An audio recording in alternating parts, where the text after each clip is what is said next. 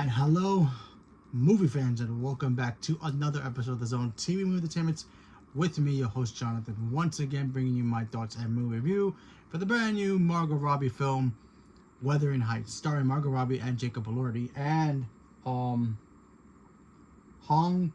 Cho, probably butchered her name, apologize. Allison Olive, probably butchered that as well, apologize. And of course, Shard Loft, probably butchered that, apologize. So this is based on the book Wuthering Heights. Not exactly, never read the book, never heard of the book until after the movie trailer came out. So I finally watched it. I know I was gonna do my review yesterday about this movie, but I wanted to sit on it. I wanted to think about it, and then I went back and watched it again this afternoon.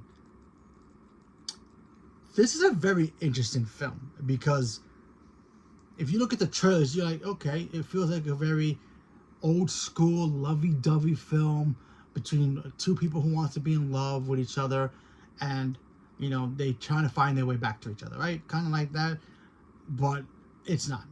And before giving my review, gotta say congratulations to everybody involved in the film. Very hard to make a film.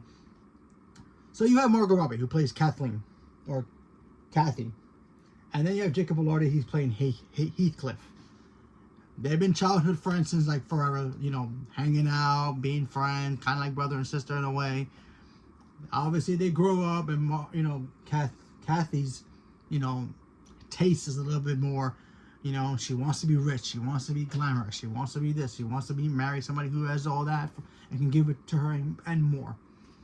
While Heathcliff has kind of become the, you know, manservant in a way, where he's like, works in the barn, he works back, you know, in the backyard and all that stuff. You know, farm help kind of a little person. But he's got the body of a Greek god and the flowing hair, and, you know, girls will fall in love with him, or guys will fall in love with him, whatever. Right? Sounds like, okay, these two need to be together, right?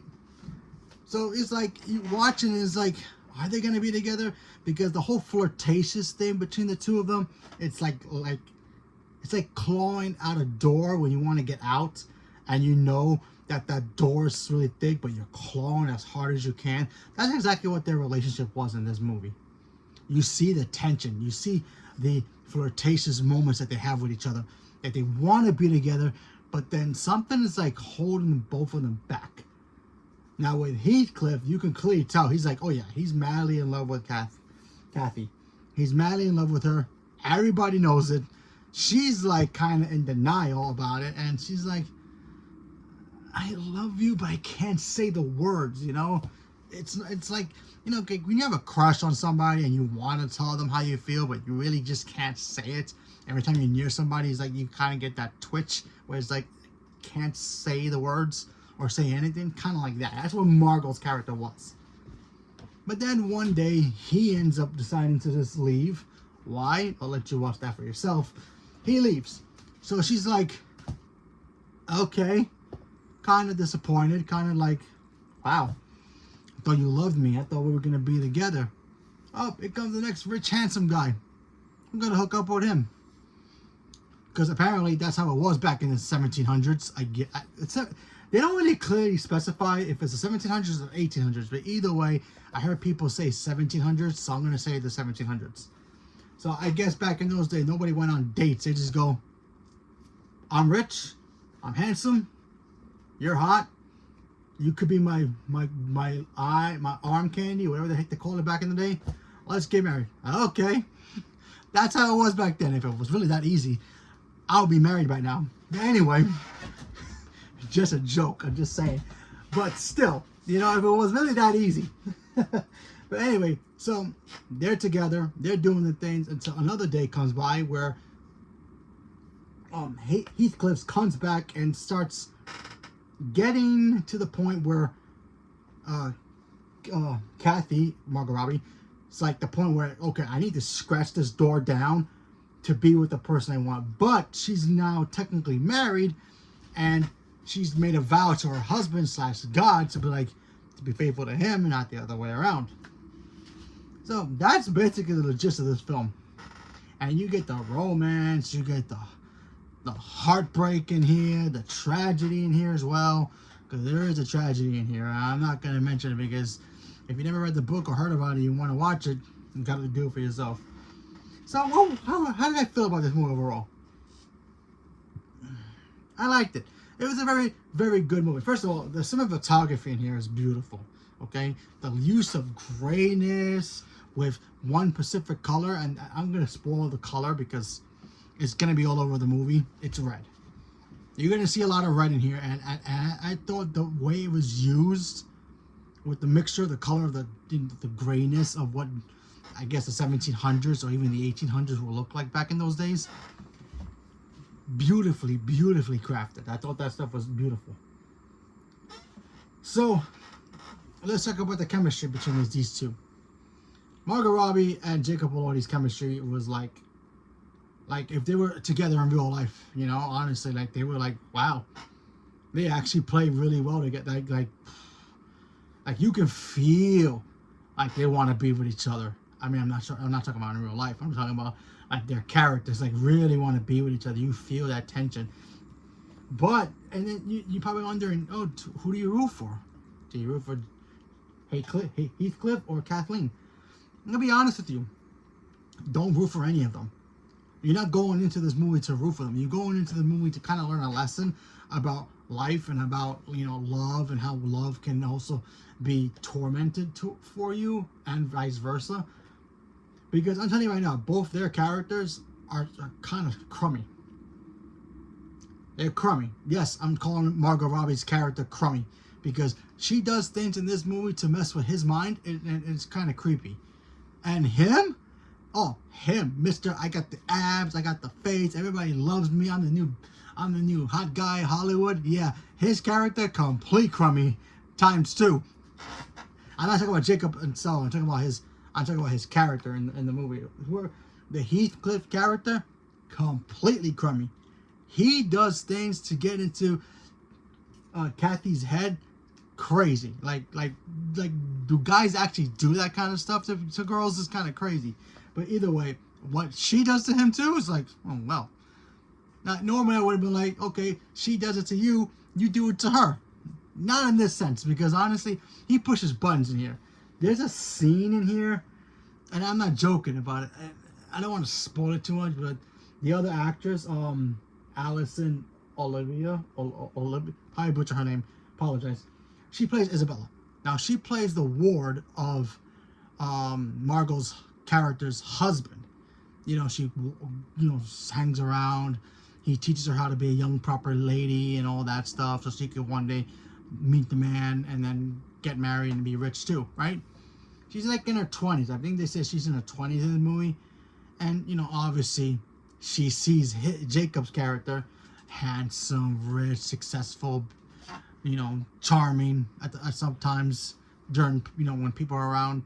And he decides to use her, I'm not going to say how, to mess with the mind of Margot's character. Now, Margot, being a woman of her own stature, she does things in here is like, oh, you want to play that game? And you get the back and forth between the two of them about messing with each other's emotions and messing with each other's minds. It's kind of crazy to see that. And yeah, you really don't root for either one. And then you're kind of glad, but also kind of feel a little. I kind of felt a little bad by the end of it because I'm like, well, pal, well, girl, you reap what you sow. You reap what you sow because this was the explosion was gonna happen if the two of you kept messing with each other. And by the end of the movie, you're like, huh, wow. Now you may agree with me and be like, oh yeah, she and he both deserve what they got coming to them, right? Or you've been like, wow, I kind of feel sorry for them. That's cool too, I guess. But for me, they both got what they deserve, and yeah. When it comes to love is such a hard thing to mess with. And if you find a way to mess with that can really damage you emotionally. So, yeah, don't do it, folks. So, if you're going to take your loved one or your partner or whoever to see this movie, good luck to all of you on Valentine's Day because this movie's crazy. Oh, I haven't even talked about freaking Hong Cho. Probably butchered her name, I apologize. She plays the maiden in this. Very good. There are moments in here I'm like, do I like her character? Do I hate her character? And then she does some things I'm like, I hate that about you. Why are you doing that? And then I'm like, good for you. Back and forth. She did a very good job. So yeah, kudos to her. And the actor who plays the husband, the typical husband, you know, the rich, the successful guy, but you really don't know what he does. He just sits there drinking his wine and telling her what to do and not telling her what to do. He plays that particular 19th century, 18th century, 17th century, you know, male character. So he was fine, but still, I wish we would have got a little bit more depth from him. You know, by the end of it, he kind of gave it to us, but it was a little too late because the whole story is more about Jacob's character and Margot's character and their tension with each other, especially when they clashed heads with each other. That was more of the focus of the thing. And then, of course, Allison, who plays Isabella, her character got to shine for a little bit. And I'm like, I kind of felt sorry for her. She was that one weak element to their ongoing love war with each other, meaning Margot's and Jacob's characters' war with each other. They both love each other, but they went to war and people got hurt. So that's all I'm going to say. But overall, as a movie, pretty cool. But as a, like, that was the best romantic movie in the history of the movies. This movie makes The Notebook look like The Godfather, okay? Meaning as in like a story-wise, you know, with the whole love and all that stuff. Yeah. This movie, nah, not so much. I'm like, I'm not taking advice from this movie when it comes to love because honestly, nah, I don't want to treat a woman like that and anything. So, and I hope I don't get treated like that too because that's cruel. Beyond cruel. But still, interesting movie. Very interesting movie, but yeah, I probably won't go see it again. So leave a comment below. Let me know what you guys thought about Wuthering Heights. Are you guys looking forward to seeing this? Are you going to take your partner, your wife, your girlfriend, boyfriend, whatever it is, to go see it? Whatever it is, leave a comment below. Let me know. Stay tuned for more. Thank you very much. And have a good night and happy Valentine's Day.